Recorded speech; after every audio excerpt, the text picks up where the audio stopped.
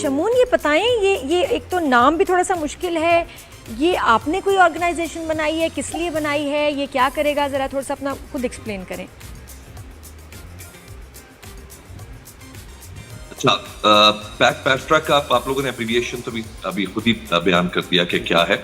ये बेसिकली एक एसोसिएशन हमने क्रिएट किया है। अच्छा, मैं पिछले 1.5-2 साल से चूंकि एआई के ऊपर काम कर रहा था और साथ साथ ये भी बताता चलूं कि दुनिया का पहला एआई ओटीटी प्लेटफॉर्म जो है वो मैं उसका फाउंडर हूँ और उसका नाम है एआई बॉक्स सिनेमा। तो जब हमने एआई ओटीटी प्लेटफॉर्म बनाया तो हमने एक बात सोची कि आप किसी के राइट्स इस तरह यूज कर नहीं सकते, आप किसी की आईपीज जो है वो ऐसे उठा के तो कहीं नहीं लगा सकते। तो आपको बेसिकली एक कानून चाहिए होगा जो बेसिकली इन सब लोगों को सेफ गार्ड करे। तो चूंकि 1.5-2 साल से हमारा ये ऑलरेडी प्रोसेस चल रहा था, तो हमें इसका जो फ्रेमवर्क था, यानी जो इसका जो लीगल फ्रेमवर्क था, उसको डिजाइन करना था।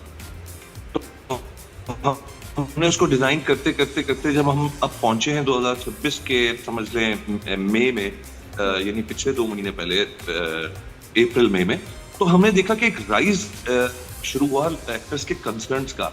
लोग कहने लगे कि जी कॉपीराइट जो है वो हमसे लिए जा रहे हैं, हमसे ये राइट्स लिए जा रहे हैं कि आपका जो लाइकनेस है, यानी आपकी जो शक्ल है, आपकी आवाज है और आपकी पर्सनैलिटी है, वो आप कॉन्ट्रैक्ट में कहीं नीचे लिखा हुआ है कि हम आपसे ले रहे हैं।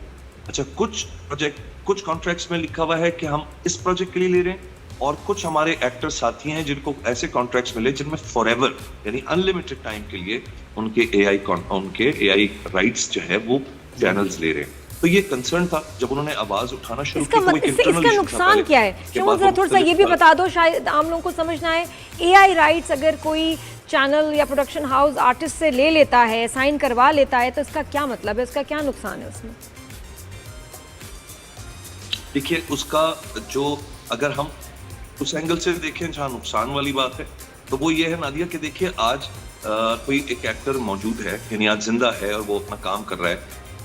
कल को 5 साल बाद 10 साल बाद वो नहीं होता या उसकी एज निकल जाती है और कल को वो चैनल जो है वो आपको आपके कंसेंट के बगैर दोबारा से इंडस्ट्री में एक, क्योंकि अब जो लाइकनेस है मैं आपको बता दूं, अब एआई की लाइकनेस इतनी खतरनाक हो गई है कि अब पता ही नहीं चलता। अमेरिका में टॉम क्रूज और ब्रैड पिट के ऊपर एक शख्स ने, एक नॉर्मल आदमी ने एक क्लिप बनाया एक बहुत अच्छे एप्लीकेशन के साथ, और वो इतना वायरल हुआ कि वो बेसिकली हॉलीवुड तक गया। और हाँ जी, वो मूवी थी पूरी, वो जो छोटी क्लिप थी, मैं समझी फिल्म है वो क्लिप उसने। हाँ जी, वो बेसिकली वो फिल्म नहीं थी, वो ब्रैड पिट के और टॉम क्रूज का एक आम आदमी ने बैठ के वो क्लिप बना दिया था। अच्छा, जब वो क्लिप लोगों ने देखी और बड़े बड़े एक्टर्स ने देखी, तो वो कंसर्न हो गया कि कल को ये $multi-million का बिजनेस है, और अगर कोई भी उठ के अपने कंप्यूटर से बैठ के इतने बड़े बड़े स्टार्स को रीडेवलप करके लॉन्च कर सकता है, तो फिर इसका मतलब है कि फेस की जो कॉपीराइट है वो आपके पास नहीं है। तो उन्होंने अमेरिका में बनाया SAG-AFTRA।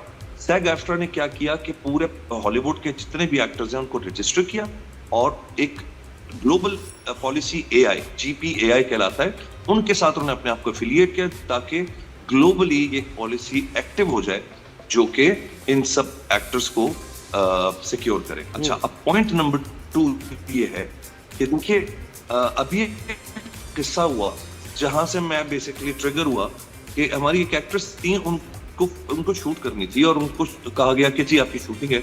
फॉर सम रीजन वो खातून जो थी वो नहीं जा सकती थी शूट पे, तो उन्होंने असिस्टेंट से कहा कि मैं नहीं आ पाऊंगी, तुम इस डेट के बजाय उस डेट पे रख लो। कोई ऐसी बात हुई तो उस असिस्टेंट ने ब्लंटली कहा कि कोई बात नहीं, आप ना आए, हम आपका एआई से जो है वो मोन्ताज हम ले लेंगे। अब बात एक मोन्ताज से शुरू होती है। कल को अगर आपसे 20 दिन का काम लिया जाता है जिसके आप पैसे लेते हैं 20 दिन के, और अगर आपके राइट्स किसी चैनल के पास हैं, तो वो कल को आपका काम 15 दिन पे काट के बाकी का जो 5 दिन है वो अगर एआई पे निकाल देता है। मोन्ताजेस हो गए, कोई साइलेंट शॉट हो गया जहां आपको बोलना नहीं है, बहुत कॉम्प्लेक्स शॉट्स नहीं है, तो अब तो एआई आपकी कॉपी बना के आपसे कुछ भी करवा सकता है। तो प्रॉब्लम यह है कि एक्टर्स ने बोला कि हम तो एक खास अमाउंट लेते हैं, खास टाइम का, यानी जो डेज हम देते हैं, अगर वो हमारे डेज कम होना शुरू हो जाते हैं और हमें रिप्लेस करने लगता है एआई, तो धीरे धीरे धीरे हमारा एक तो ये होगा। दूसरा सबसे बड़ा प्रॉब्लम आपकी इन्फ्लुएंसिंग मार्केट जो है इंस्टाग्राम की, फेसबुक की, वो बहुत बड़ी है। अब जितने भी बड़े बड़े इन्फ्लुएंसर खवातीन हैं, लड़के लड़कियां हैं, इनकी तो कमाई यही है। कल को अगर आप कॉपी कर लेते हैं उनको, किसी भी बड़े इन्फ्लुएंसर को, ठीक है, और आप उससे कुछ भी पिकवाना शुरू कर देते हैं without any consent, without any royalties, तो ये भी गैर कानूनी बनता तो है। शमून भाई, और आप एक्टर्स समझ को लें, करना आपने क्या उनकी- चाहिए? कॉन्ट्रैक्ट साइन करते हुए अडेप्ट तो करना है, एआई की तरफ जाना है दुनिया को, तो एक्टर्स क्या करें? कॉन्ट्रैक्ट में कौन से क्लॉज ऐसे देखें या लिखवाएं? रॉयल्टीज के बारे में बात करें क्या?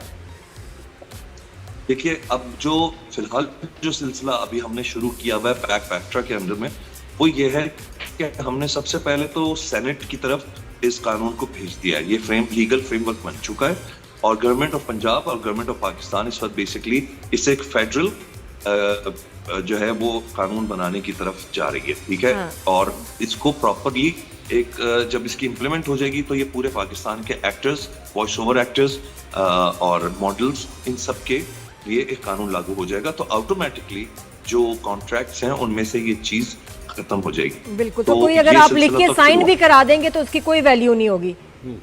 उस कॉन्ट्रैक्ट की देखिए, वो तो किस चीज़ की? बायलैटरल होगा ना? सॉरी, नहीं, वो कॉन्ट्रैक्ट जो दोबारा होगा बोलिए। शमून भाई, वो तो बायलैटरल कॉन्ट्रैक्ट होगा ना, तो उसमें तो अग्रीमेंट डिपेंड करता है कि भाई इन्होंने अग्री किया इन चीजों पे।